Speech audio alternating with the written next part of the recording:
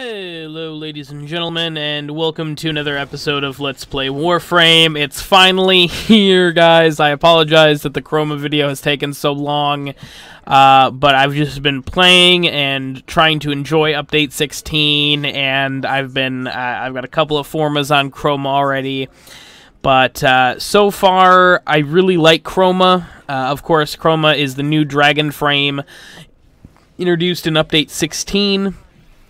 And he's pretty cool.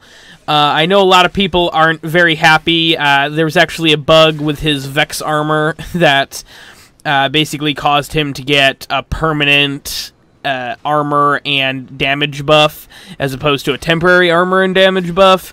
And when DE nerfed that, they're like, "Oh, fuck Chroma then. I guess we'll never play as him again." I'm like, again, guys, it's a bug. It was going to get fixed. There's no reason to write off an entire Warframe because DE does what DE is supposed to do and fix bugs. Alright. But Chroma is a lot of fun to play. I really like him. He is a very awesome mix of offensive skills and support skills as well as defense skills. We're going to get right into it. What you're seeing here is his Spectral Scream, which is basically his Dragon Breath attack. It's his first ability.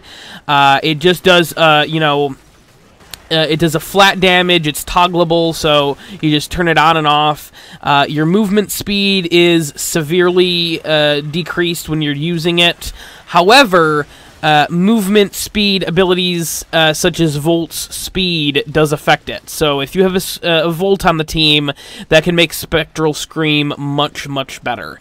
Because you have your movement speed is increased pretty substantially.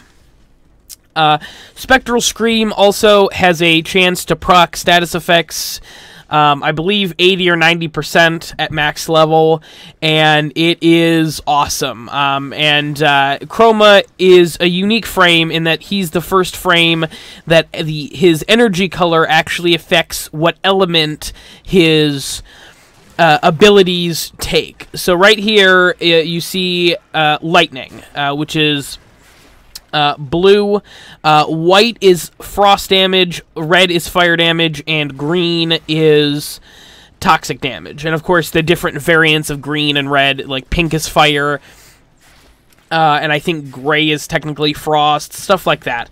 So, you know, even if, you know, you don't want a specifically, you know, a blue energy on your Chroma for the energy, you know, you can still take something slightly similar to blue, still in the blue spectrum, and still get that, the lightning, you know, damage on your abilities.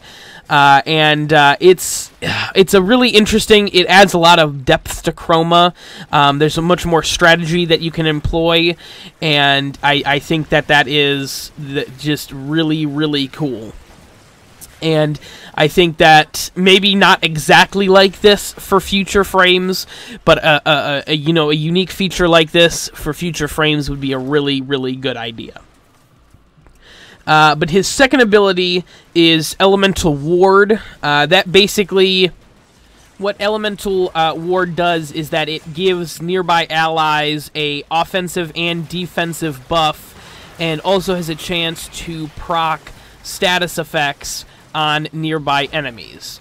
And of course, Chroma's energy element changes the effects. If you have fire on, fire gives allies more health, as well as just deals flat out fire damage to nearby enemies, and also has a chance to proc the fire status chance on enemies. Electricity increases nearby allies' shields, as well as gives them a chance to absorb incoming damage and reflect it back in the form of a lightning bolt, up to like 1000% damage. It's insane. And that also obviously procs the electric status effect on nearby enemies. Toxic increases your base stamina and your stamina regeneration, or decreases your stamina use, one of those two, as well as obviously proccing Toxic on nearby enemies. And Fourth is Frost. That increases your armor by a substantial amount, and also gives you the ability to reflect damage back at the incoming source, as well as obviously doing your normal Frost procs to enemies. Elemental Ward is an amazing support ability. It's an amazing team ability. It's definitely something you want to have up at all times. If you have, and even if you have one ally next to you, you want to have that up at all times. That it gives any of those four really gives a huge buff to your allies, and that can really help you out in the long run. Your third ability is Vex Armor. This is a really cool ability. Basically, when you take shield damage with Vex Armor active, that gives you a percentage of Scorn. Scorn increases your total armor for the duration of the ability. Armor obviously effectively gives you more health. It affects how you take health damage, basically. So that can substantially increase your survivability. Now, once your shields are gone and you start taking health damage, you gain a stack of Fury, which Fury is, it increases your weapon damage. So the more health damage you take, the higher your weapon damage is. I've hit 500, 600,000s with my Dread before, with just a few, with just a low percentage of Fury on. This ability is not affected, as far as I know, by elemental changes, but it is absolutely an amazing ability. It is something that I see a lot of people building Chroma, specifically around, this one ability. It's so good. It substantially increases your survivability and your damage output for late game stuff. It is great. Now, his fourth ability, his ult, which you see me using right here, is called Effigy. This, basically, you take your outer skin off, your prized, alien skin thing that you're wearing, and it kind of just acts as this turret that goes around and just hits everyone, with... It hits everyone with the status effect of whatever element you're using. Also deals flat damage, and also gives you a slight credit boost. If the Effigy kills enemies in its range, they will drop more credits, which is really nice. Not really something that's super, super looking forward to, but it's a nice little, addition. I kind of feel like Effigy is going to be the Shadow of the Dead of Chroma.